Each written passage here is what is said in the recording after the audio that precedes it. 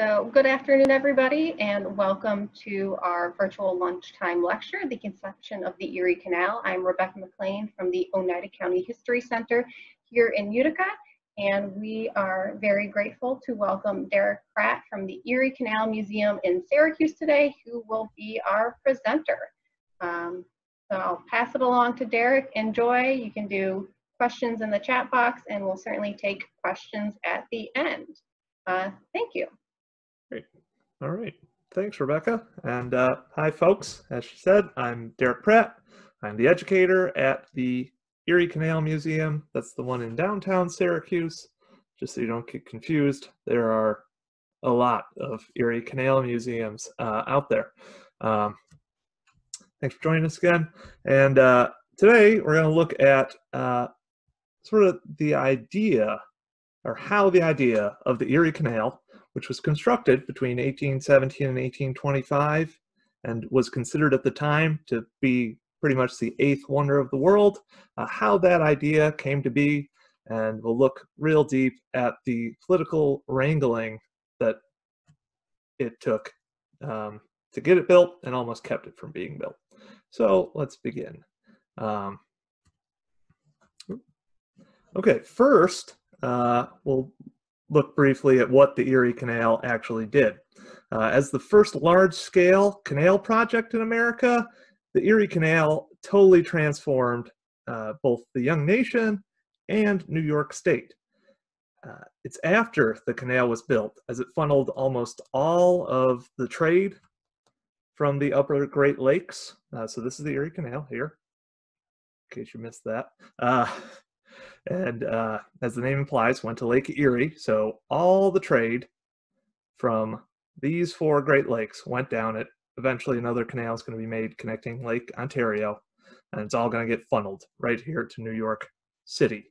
And it's really after this is created, the Erie Canal, that they're going to actually start calling New York the Empire State. That's because New York became the economic powerhouse of the country, thanks largely to this revolutionary transportation system. You can see on this map that states throughout the nation attempted to follow New York's lead and constructed thousands of miles of canal, though none would be as successful as the Erie was. Of course, many of them, specifically these ones, would all help feed the Erie's success and the growth of their regions, even if they weren't profitable for their states. As the impetus for this transformative national transportation network, we need to ask a few questions. One, why was the Erie Canal built in the first place? And two, how did the state of New York end up getting to a point where it could construct this audacious public work? Or how did the Erie Canal come to be built? Well, these seem like easy answers, but they're not exactly. To answer these questions, we need to go back about 480 million years, when the North American and African tectonic plates started to collide. That went on for about 250 million years, and as it occurred, a great volcanic mountain range, very similar to the Himalayas and Andes today, formed on what would eventually become the east coast of America. These mountains are, of course, the Appalachian Mountains, right here, spanning all the way from Georgia up into Canada. So that was 250 million years ago. So 200 million years of erosion have made these lofty peaks into the much less awe-inspiring, if you will, mountains, though still beautiful mountains that we know today. So anyway, while these mountains are much shorter than they were historically, they presented an almost insurmountable barrier to early Euro-American settlers, essentially trapping them on the East Coast, where there was an abundance of natural waterways and plenty of relatively level ground to easily move about on. These early settlers did realize, however, that the continent's interior held untold riches in timber, minerals, and fertile farmland, and they wanted to get to them. Daniel Boone would, of course, make the Cumberland Gap down here. Very famous in these early attempts to overcome the Appalachians, but one place that everyone realized they really need to focus on was right up here, the Mohawk River Valley. As I was discussing before this all started, you might also notice there's a notable gap right here through the mountains. That's the Champlain Valley and ultimately the Hudson, which was another early route, but we're going to look more at the Mohawk because we're talking about the Erie Canal today, not the Champlain Canal. Anyway, to answer, but how did the Mohawk get there? Here's a nice view of an early map of the Americas. We can see the Mohawk River right here. Well, to answer the question of how the Mohawk showed up, we're going to go a lot closer to the present than we were when we were discussing the formation of the Appalachians, to about 12,000 years ago, when the last ice age ended. The glaciers of the Laurentide ice shelf had extended all the way into Pennsylvania and scoured the earth, forming well-known features in New York geography, like the Finger Lakes. But as they began to recede, these large lakes, which are known as proglacial lakes, started to form next to them. Eventually, one of these lakes would form around northern New York. This is known as Great Lake Iroquois. And this lake is the ancestor of Lake Ontario and Oneida Lake, and the swamps that checker most of the middle of New York State. So if you want to imagine it, Lake Iroquois extended all the way pretty much to here. It was a gigantic lake. And then apparently the other four Great Lakes were also formed at this time. They were one gigantic lake, I believe called Lake Algonquin, which ultimately carved out the Mississippi River Valley. So they were draining to two different spots. And drainage is where we come to. So the difference between Lake Iroquois and Lake Ontario, besides their size, was that Lake Iroquois was unable to drain as Lake Ontario does out of the St. Lawrence River. Instead, it had to burst through the Appalachian Mountains, forming this, the Mohawk River. There's also a giant lake where Lake Champlain is, which Lake George is also an ancient remnant of. So all of them, they burst through the mountains here, they gradually eroded that, and converge in the Hudson River Valley, creating that. So they carved out pretty much a giant canyon, which is today the Mohawk River Valley. And eventually, the glaciers would recede further, the St. Lawrence would clear out, and we'd end up with the present waterways we're familiar with in New York. Leaving the Mohawk River, it's today a minor stream compared to what it once would have been when Lake Iroquois was draining out of it. Yeah. Okay, so that pretty much brings us up to modern history, if you will, relatively close. The Mohawk has been recognized pretty much since the beginning of human settlement in New York as an ideal way to bypass the Appalachians, and it was used extensively by Native American populations long before Europeans arrived. The first time Europeans arrived, though, at the Mohawk River, it's in 1634 when a Dutchman named Harman Meyenderns van den Bulgert, that's a fun one to say, became the first European to navigate the Mohawk. And Dutch colonists quickly recognized the use of the Mohawk for trade.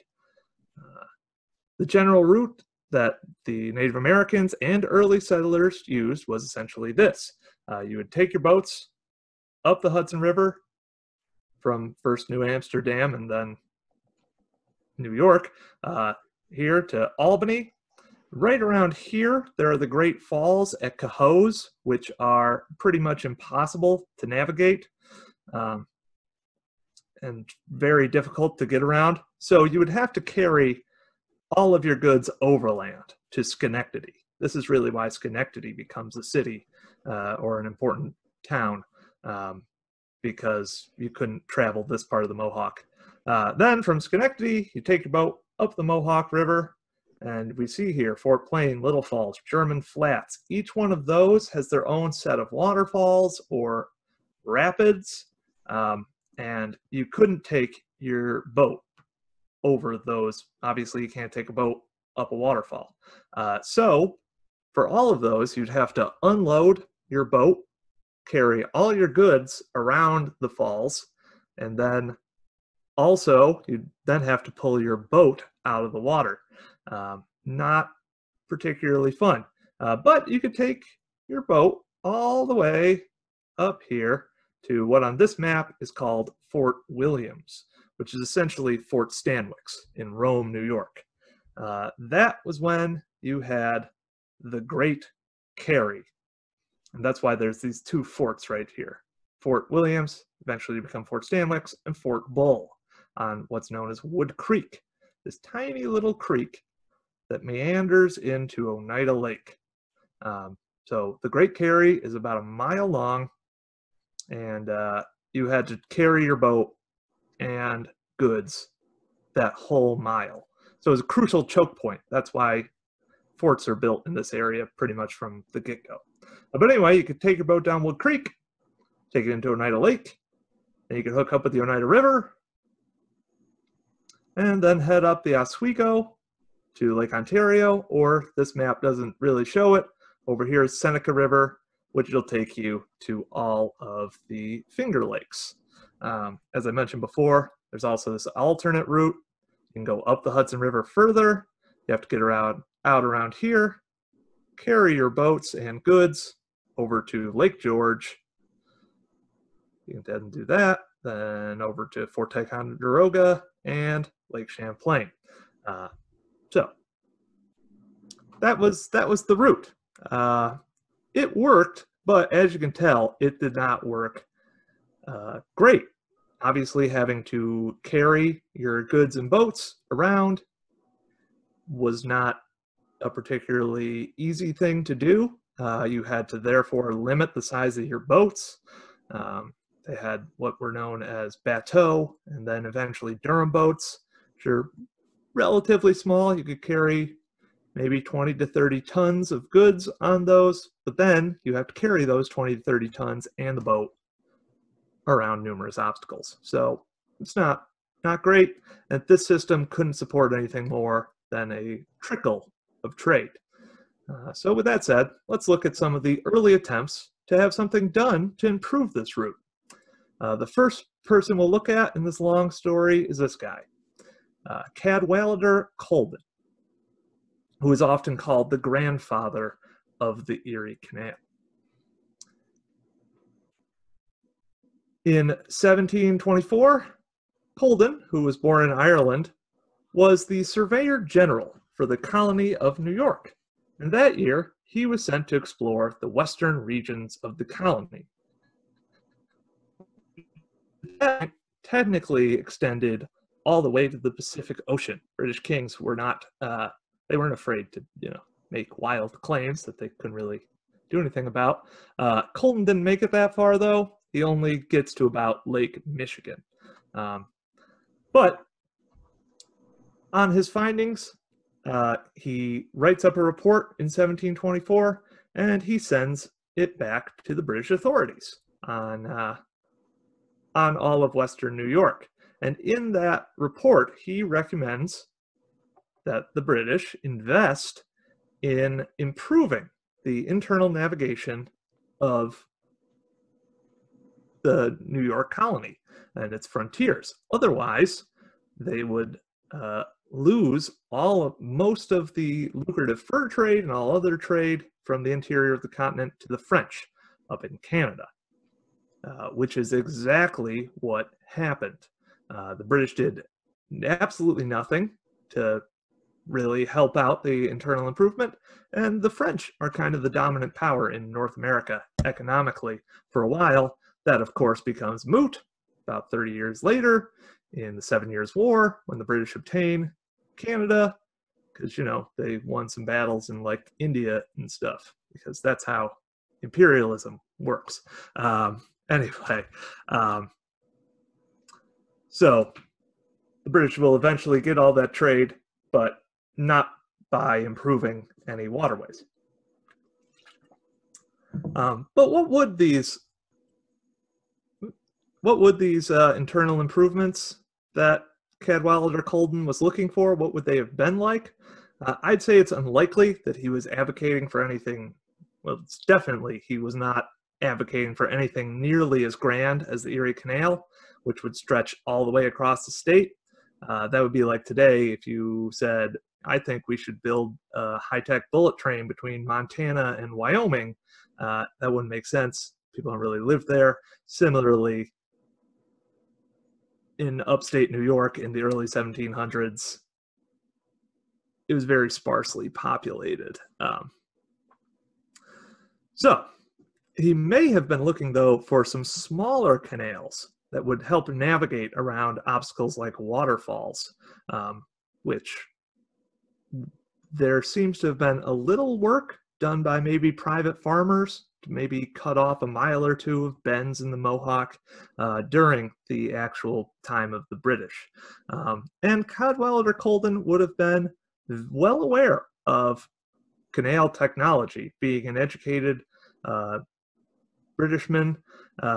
They had canals in Britain and Ireland, where he was from, and they're well known. So let's look a little at the early history of canals, just so we know what the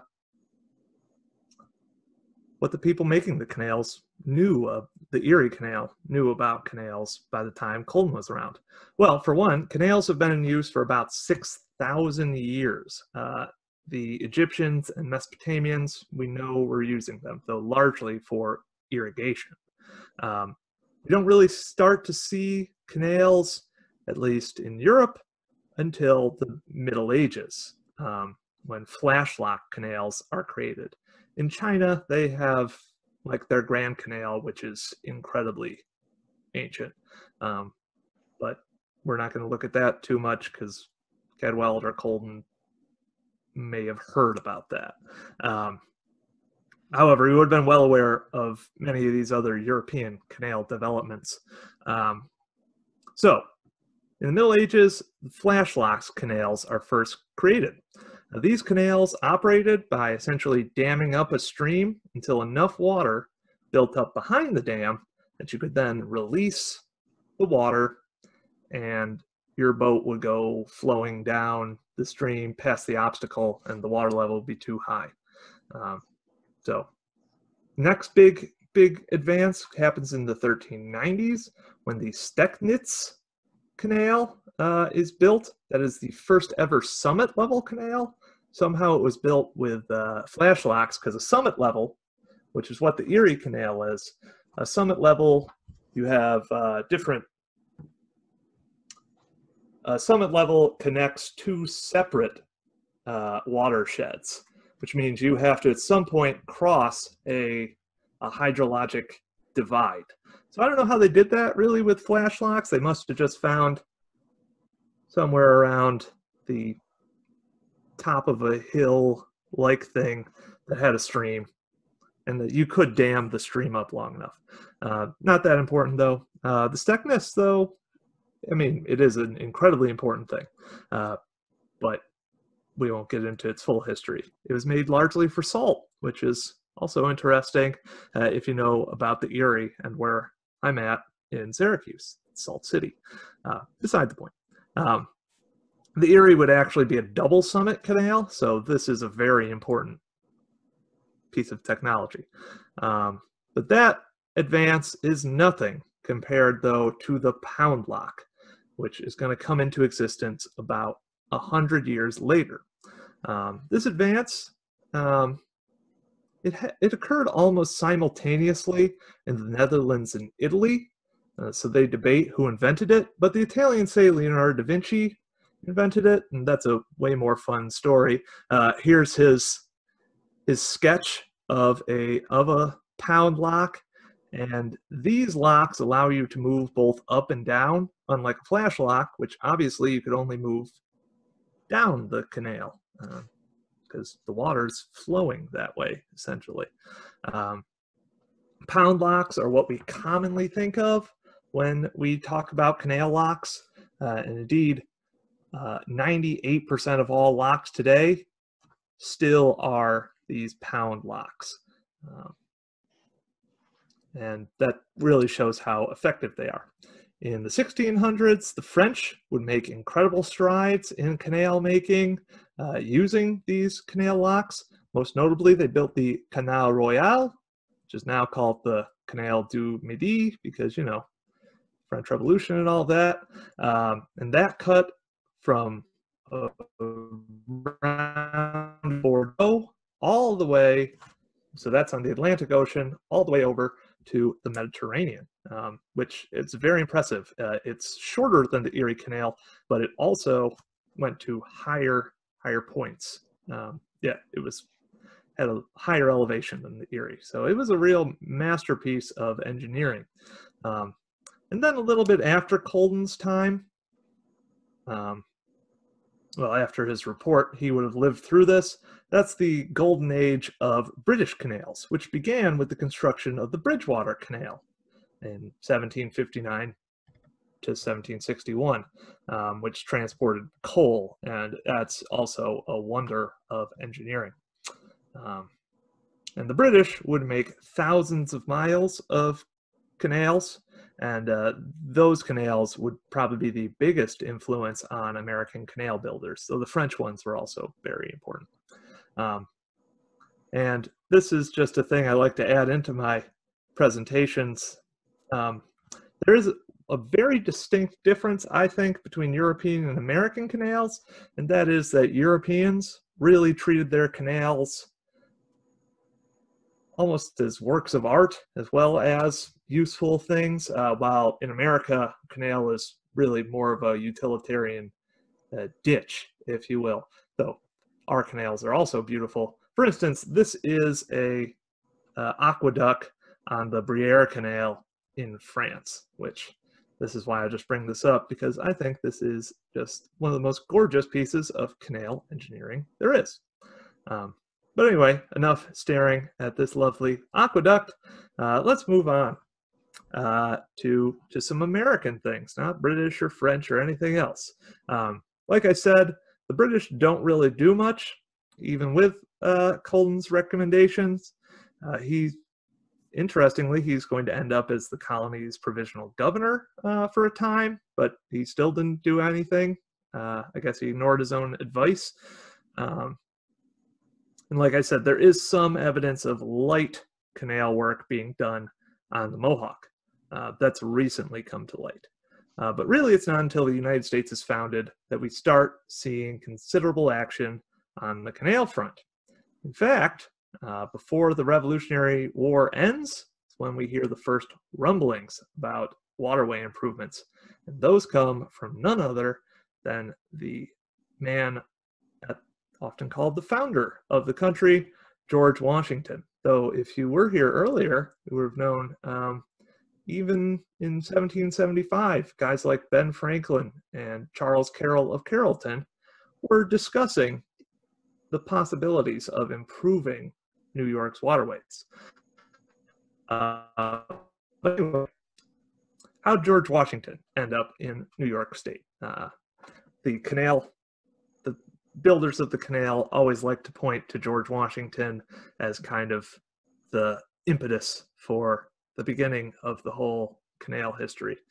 So after the British were defeated at Yorktown, the only foothold the English had left in the 13 colonies was New York City.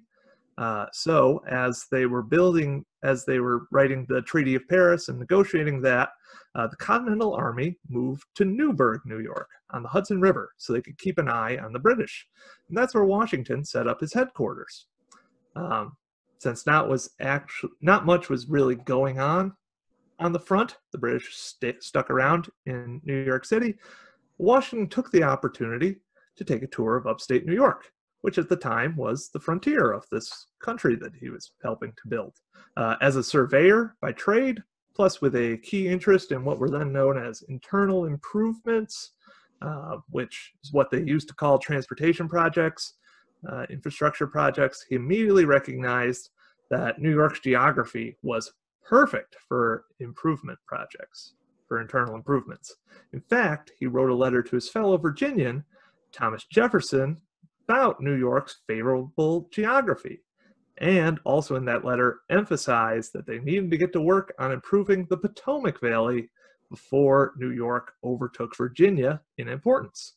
We'll see that this rivalry is going to play a big role in the story going forward. An associate of Washington's, though, is going to end up taking the first real step in doing something about improving New York's waterways. And that'll be another Irishman.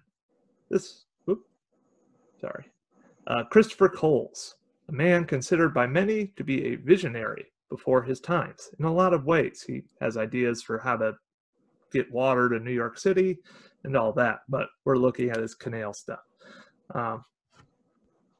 In 1784, Coles went to the New York legislature with a proposal to improve the existing Mohawk River route, a series of canals and locks to overcome the larger obstacles, and they authorized a few $100s for him to pursue this on November 3rd, 1784.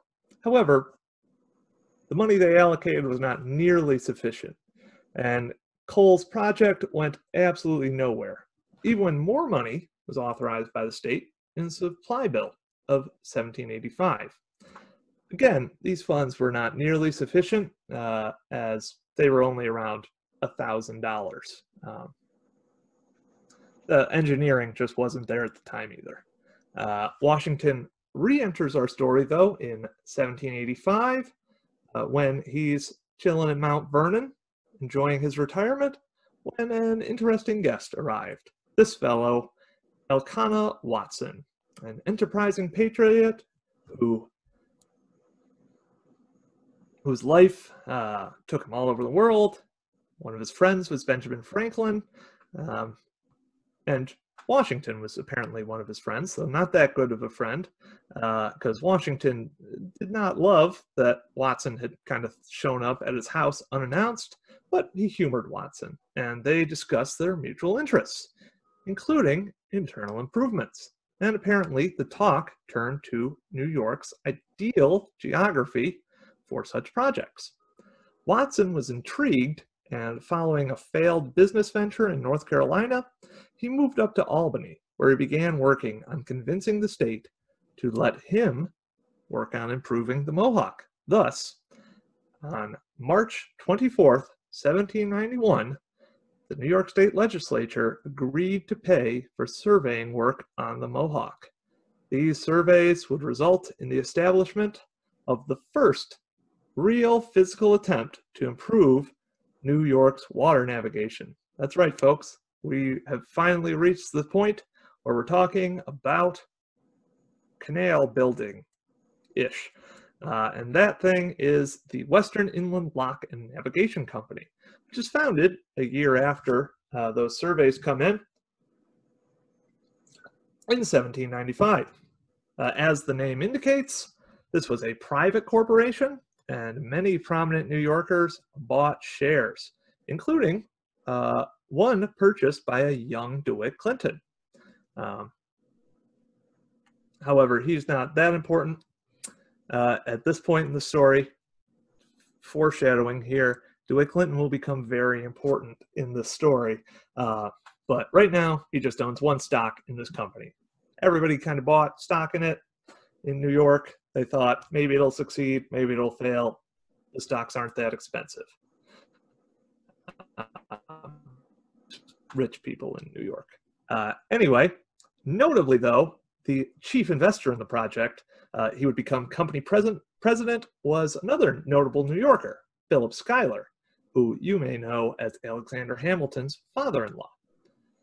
Schuyler would turn out to be a driving force in the early years of the project, overseeing the construction of locks around Little Falls, and he was given that responsibility because while there were no trained engineers in America at this point, Schuyler had at least been to England, and he had seen real canals in operation. which in the early days of America, especially out here on the frontiers in upstate New York, that's something to have actually seen a canal. Still though, while he was able to build a lock, his engineering abilities still weren't quite up to snuff to try some of the more complicated things the company wanted to do. Plus, by the 1790s, he was getting pretty old. So they hired a British engineer, William Weston, who worked on many of the nation's earliest canal projects, which all generally met with mixed success, but Weston always got some pretty decent paychecks out of the deal. Weston worked on the Western Inland for several years, helping with the construction of some small canals, including one that connected the Mohawk and Wood Creek, as well as dams, which could help regulate the supply of water to Wood Creek. But really, these didn't amount to much, and ultimately, the Western Inland was a failure. The technology wasn't advanced enough, funding was consistently a problem, and the idea of simply improving the Mohawk in bits and pieces was totally impractical at the time. The river was far too wild, and in practically every spring melt and the ensuing flood, the previous year's improvements were washed away. That said, though, there were some positives to the project. Shipping costs were reduced greatly, and New York gained some experience in the field of internal improvements. The notable assistant of Weston's was Benjamin Wright of Rome, who would go on to become the Erie Canal's chief engineer. Okay, I see we've got something going on in the chat. Yes, I would suggest people check out Dana Stimson shared in the chat a book by Charles Carroll of Carrollton, which sounds like a very interesting read. Anywho, so that brings us up to about 1800, the end of the 18th century. So let's take a quick look at America as it entered into its first full century existence in the 1800s, because really to understand how the Erie Canal came to be, we have to understand that it was grounded in the context of its time. All right. So for one, Americans were beginning to move west with more frequency. Revolutionary War soldiers were rewarded with free tracts of land on the frontier, and New England especially was becoming very overcrowded. So poor New Englanders started moving west looking for new lands to settle and farm. And overall, Americans were really just hoping to take advantage of the vast resources offered by the West, especially following the Louisiana Purchase. Many of these Americans who moved west across the Appalachians to the Great Lakes Basin found that it was easier and more profitable to ship their goods up the St. Lawrence to Montreal, thus depriving American merchants and ports of valuable trade and also benefiting British-owned Canada. This loss of trade is part of a larger rift in the early United States between the East and the West that looked like it might divide the nation in half along the Appalachians. Jefferson even confided at one point that he thought the nation would split in two. And the danger of this was highlighted in the winter of 1805-1806, when a conspiracy led by Aaron Burr was uncovered that planned to form a new nation somewhere in the West. That was stopped quickly, but fun fact, one of the original settlers of Syracuse was heavily involved in that conspiracy.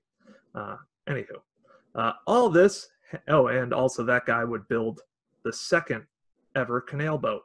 But anyway, all this was happening with the backdrop of Jeffersonian democracy, which emphasized individualism, a decentralized government, and westward expansion. It held up the yeoman farmer as an ideal citizen. Also, on a global level, the Napoleonic Wars were happening, which resulted in a greater volume of trade for the neutral United States.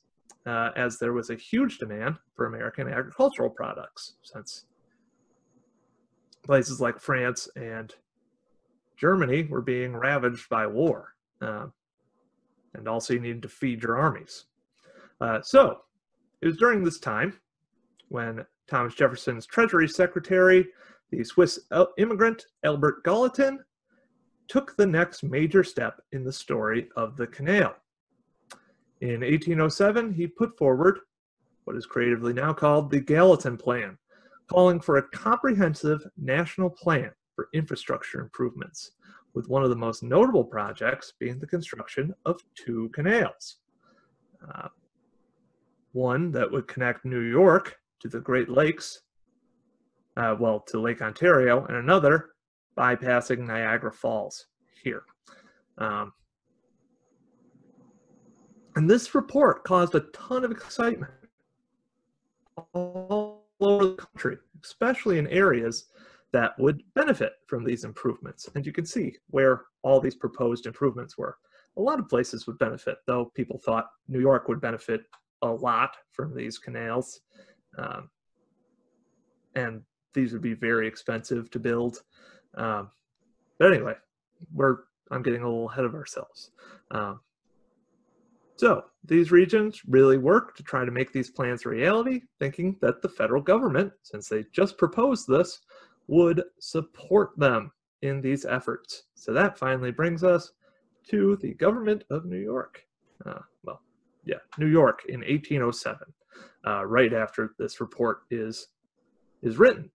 1807, in a Canandaigua jail cell, this man, Jesse Hawley, who is a failed flour merchant who had been imprisoned for debt, he read the report, and inspired by that, he examined maps of New York and came to the conclusion that Gallatin was wrong, and that it would be best to make a grand canal all the way across the state from Lake Erie to the Hudson.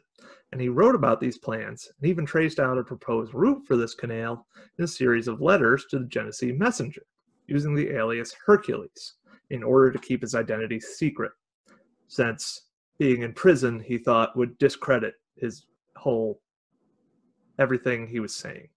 And these letters would serve as an inspiration for many of the canal's biggest promoters going forward, and the canal would ultimately follow a course very similar to the one laid out by Hawley, despite his complete lack of training in engineering and surveying.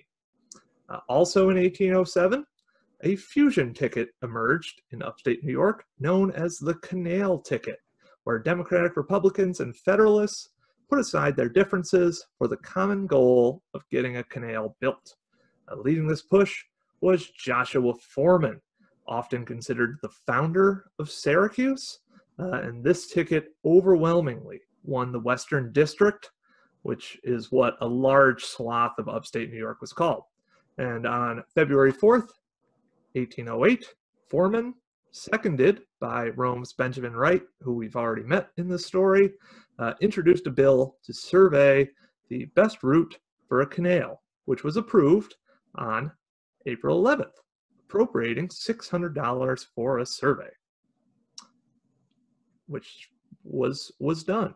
And then the next year, in 1809, that was when Joshua Foreman went to Washington. Because again, remember, Gallatin report comes out, they get this survey done, shows a potential route. So Foreman's going to go down to Washington to try to get federal funding for this canal. And while he's there, he meets with President Jefferson, who I would like to remind everybody right now is a Virginian. And this is what Thomas Jefferson, who allegedly is a supporter of internal improvement, says to Foreman: "A fine project, and might be executed a century hence. Why, sir, here is a canal of a few miles." He's referring to the Potomac Canal, projected by General Washington, which, if completed, would render this a fine commercial city, which has languished for many years because the small sum of $200,000 necessary to complete it cannot be obtained by the federal government, the state government, or from individuals. And you talk of making a canal of 350 miles through the wilderness. It is little short of madness to think of it at this day. And this is a very famous quote on the Erie Canal, especially the little short of madness bit. But as you can tell, the federal government did not fund a canal project in 1810, in 1809. So that kind of kills the whole canal thing for a little while. It's revived, though, the next year when this fella comes around. This is when the canal project really starts to pick up steam. This is, at the time, State Senator Jonas Platt, whose father, Zephaniah, is the namesake of Plattsburgh. Just a fun little fact. He ran for governor as the Federalist candidate in 1810. Now, Platt knew he had a tough road ahead of him in the 1810 election, largely because he was the first Federalist who even dared to run for the governorship in a decade, and he was facing the incredibly popular Democratic Republican Daniel D. Tompkins, who we're going to hear a lot from in the rest of this story. Platt recognized it was going to be a difficult race, and he needed a platform that could excite the populace of New York and hopefully get them to vote for him. Looking for this political launching pad, Platt enlisted the help of his friend and fellow Federalist, Thomas Eddy, who also happened to be the treasurer of the Western Inland Lock and Navigation Company, which was still limping around in 1810. They both agreed that the most compelling issue they could run on would be a canal platform, inspired by the Gallatin Report and the Hercules letters. Though, because of the weak position that the Federalists held in the state, they needed to make their project look like it had bipartisan support. So to do this, on March 12, 1810, Platt and Eddy approached a man who was the most powerful Democratic Republican in the state, and who would ultimately, his name would be most associated with the Erie Canal, and that was Dewitt Clinton. Yes, he's finally really arrived in the story. They enlist him. So let's talk a little about Dewitt Clinton, because to talk about the Erie Canal and its foundation, you need to talk about him a little. He was born March 2nd, 1769, into the powerful Clinton family. His father, James, was a Revolutionary War general who, along with John Sullivan, led the 1779 campaign through upstate New York, which decimated much of the Haudenosaunee population in this area, while his uncle George was the state's first governor for about the first 20 or 30 years of the state's existence. John Jay was in there for like 2 years. So George is an important guy, and in 1810, George Clinton, not the founder of Parliament Funkadelic, different George Clinton, he was the vice president of the United States at the time. But anyway, back to Clinton. After graduating from Columbia in the first ever class that graduated from Columbia University, not King's College, Clinton used his family connections to win a seat in the New York State Assembly in 1798, where he quickly became an important figure in New York politics.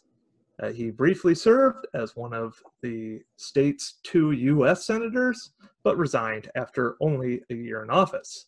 As a result of this, his uncle appointed him to the first of his 3 terms as New York City's mayor, which was not an elected position at the time. The governor appointed mayors to New York City.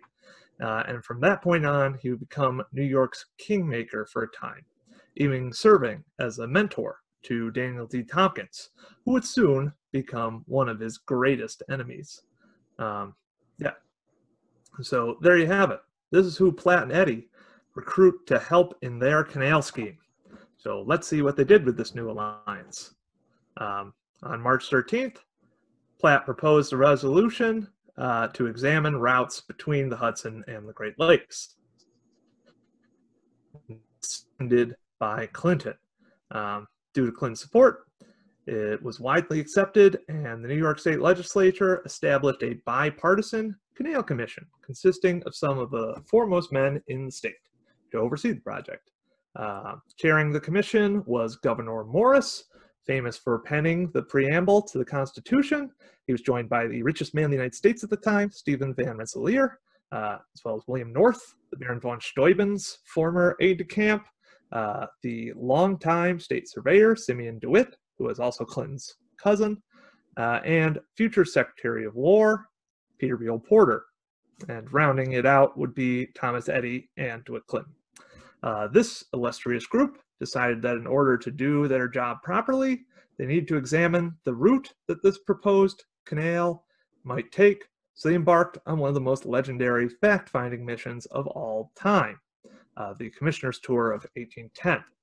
This tour started on July 2nd and took the commissioners all the way across the state. Now, here's just a fun little story from that tour. While the commissioners were subjected to living that they certainly would not have been accustomed to as the upper class of New York State's pretty much aristocracy at the time, they didn't let being in the middle of nowhere keep them from the finer things in life. Legend has it that they were able to avoid contracting malaria in the Montezuma swamps, as many workers would while digging the canal, because of the thick cloud of cigar smoke that constantly surrounded them as they moved along. But anyway, what happened to Jonas Platt, you ask? Well, he got destroyed by Daniel D. Tompkins in the general election, but things worked out well for the canal, though. So that brings us to 1811. I took the rest of the year in 1810 to compare notes and all that, and they had Governor Morris write up a canal commissioner's report for 1811. This report was a seminal moment in the history of the canal, as it laid out a plan that would influence the project heavily going forward. It's written by Morris, and for one, it recommended a route all the way to Lake Erie, rather than the two canals proposed by Gallatin, the one connecting Ontario and the Hudson, and the other circumventing Niagara Falls between Lake Erie and Lake Ontario. The reason for this recommendation was that the added time and money required to use the two canals would make it so ultimately most of the trade would go to Montreal rather than down this proposed Ontario Canal.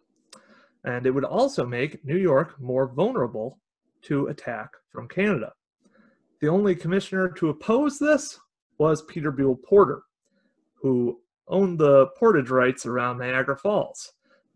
So he kind of wanted to keep this two-canal system because Lake Erie route would make his very lucrative good carrying business, it would put it out of business. And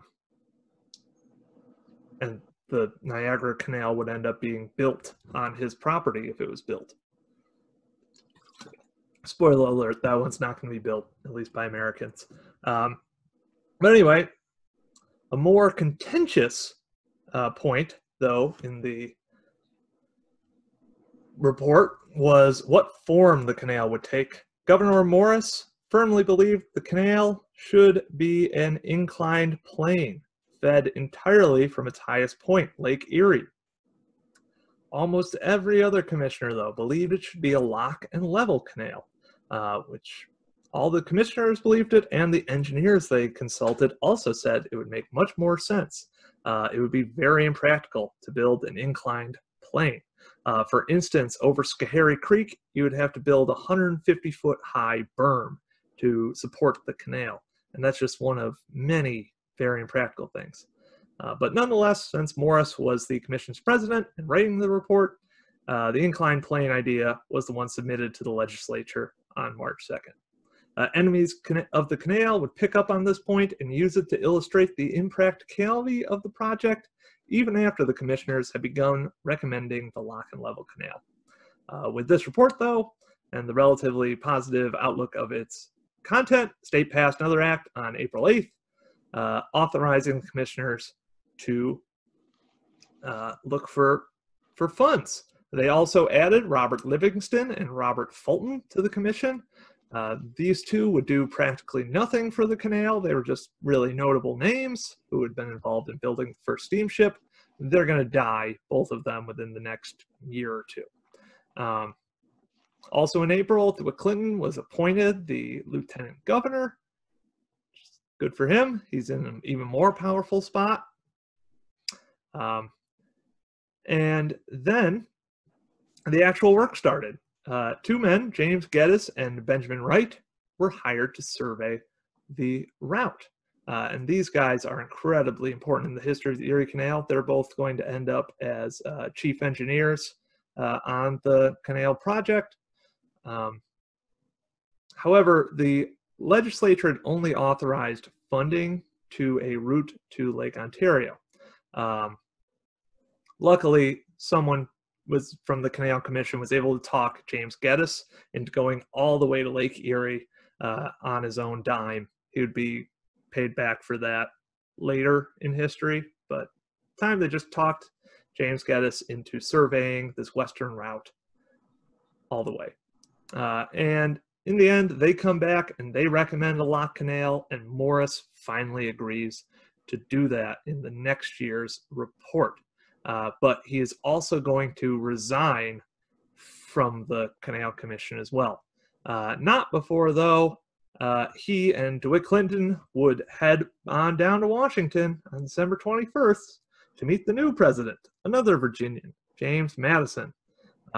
And on December 24th, Madison even delivered a favorable speech to Congress, talking about how great internal improvements were, how good this New York State canal would be. But then on January 10th, they reject that bill. Well, January 10th, 1812. So they reject the land bill. Then, those of you who might have saw the year there, 1812, America's going to end up in a war. War of 1812, which is going to put the canal on a bit of a back burner for a while, and it'll almost kill the canal. It will also prove the reason why the canal is built, largely because the war is hindered by poor transportation, especially to the New York frontier. But so physically, the need for a canal is more apparent than ever. However, politically, the canal is going to take quite the hit. 1812, Dewitt Clinton will run for president on a peace ticket. He appeals to Federalists as well as peaceful Democratic Republicans. He almost wins the presidency, but Pennsylvania barely goes to James Madison, so DeWitt Clinton is not our fifth president. On April 15th, 1814, Governor Tompkins has the Canal Act rescinded, and on October 14th, Governor Tompkins takes away Clinton's mayorship. So this is really the lowest point in DeWitt Clinton's life, probably. This is the first time in the entire 1800s he doesn't have a government position other than being a canal commissioner, and apparently he retreated back to his Long Island estate where he supposedly drowned his sorrows for a time.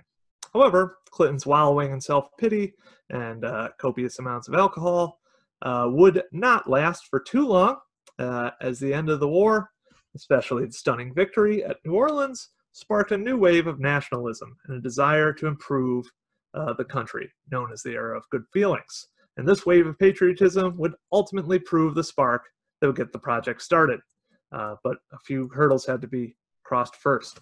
I see I'm going a bit over my time, so try to run through this a bit faster than other times.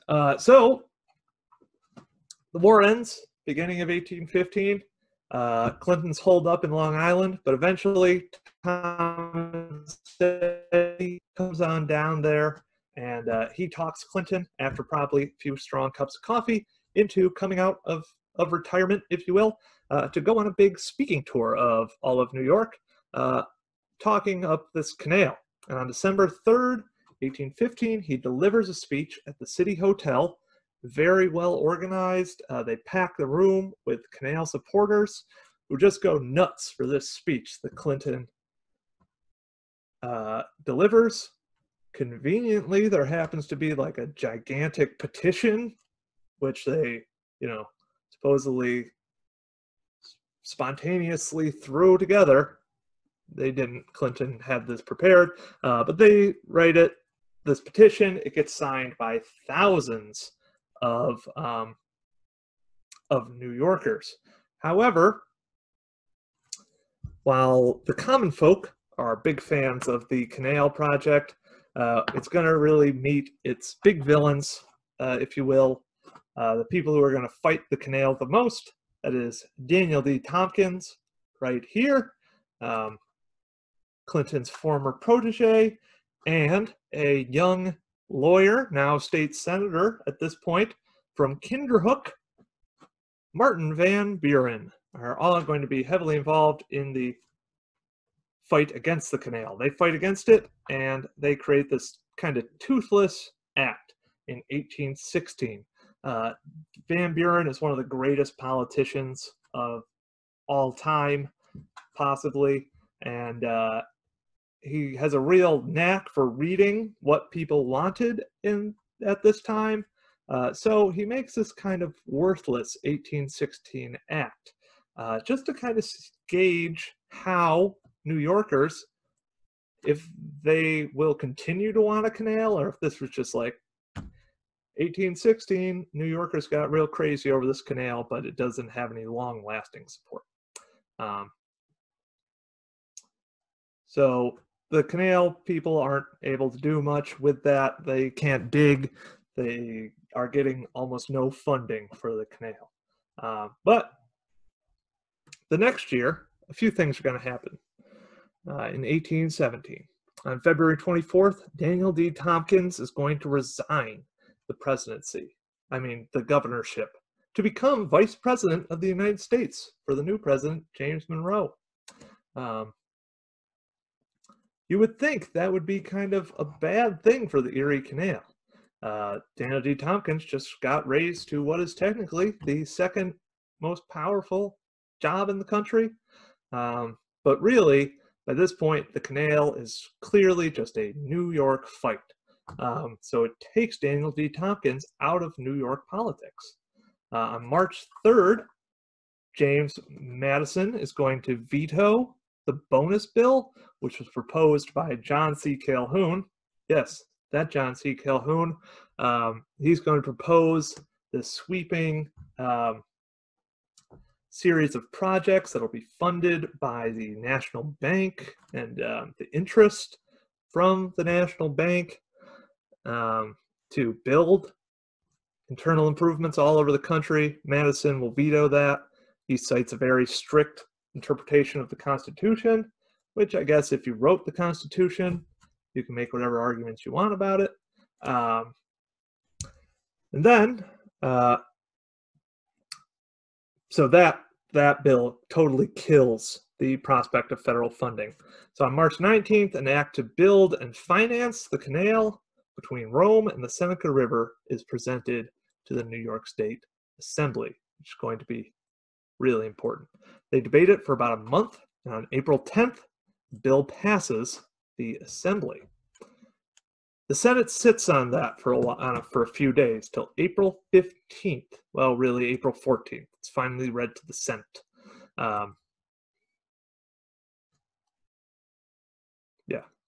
Then the next day, they start working on it. So April 15th. And April 15th is the last day of the legislative session in Albany. So at 10 a.m., after a whole night of thinking about the bill, the Senate sends an amended bill back to the Assembly. It talks a lot about what to do with the Western Inland Lock and Navigation Company. They change a few other things up. An hour and a half later, the Assembly has looked at the bill, They've been like, okay, not a bad bill. Send it back to the Senate, where it is read at 11:20. Evidently, at some point in there, I believe it's in here, senators were like, oh, actually, we don't fully agree with what we said about the Western Inland Lock and Navigation Company. They want to change it. A short debate occurs. Josiah Ogden proposes sending the bill to committee, which will kill it.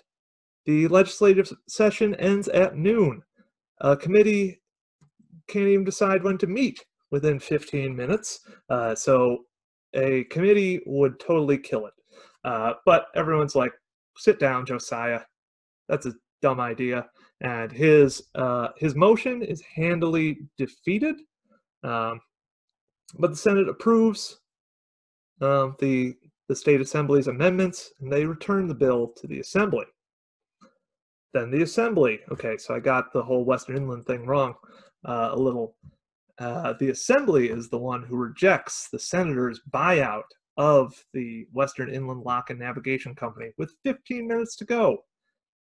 It looks like this canal bill is dead, and it comes back to the Senate to vote on again if they are willing to accept the Assembly's new rejection of the buyout of the Western Inland Lock and Navigation Company. Everyone thinks it's done for, and if it dies in 1817, the bill, they're not going to propose it 3 years in a row for it to do nothing. No politician in the right mind could be like, let me just keep supporting this thing that's not working. But then Martin Van Buren delivers a short but impassioned pro-canal speech. Apparently he'd read the room and figured he could use the canal to do some good political wrangling of his own, which he will. Remember, this is going to create tons of state jobs, and Martin Van Buren is going to use that to its full effect. So Van Buren delivers this speech, and a vote is quickly called, and the bill passes the Senate 13-12. So yay, the canal bill has passed. Notably, not a single assemblyman or senator from the New York City area, which would ultimately benefit the most from the Erie Canal, voted in favor of the bill. And nowadays, the bill would be good to go, other than have to go to the governor, who could veto it, conceivably. But this is not nowadays. There was a third thing that laws had to go through in New York, which was something called the Council of Revision, which looked at every single law. Its members were Jonas Platt, who we've already talked about, Joseph Yates, who was also a pro-canal person, and then there was also James Kent and Smith Thompson, who were notably against the canal. Everyone knew those guys are against the canal, right? So there was going to be a tie, and all ties would be broken by the governor, who at the time, the interim governor, John Taylor, who was the political protege of Daniel D. Tompkins. So everybody knew John Taylor would kill this canal, and the canal would not happen. But then, lucky for us, this guy was on the Council of Revision. You see, former governor, now Vice President Tompkins, was still in Albany. He hadn't gone down to Washington yet to take on his vice presidential duties.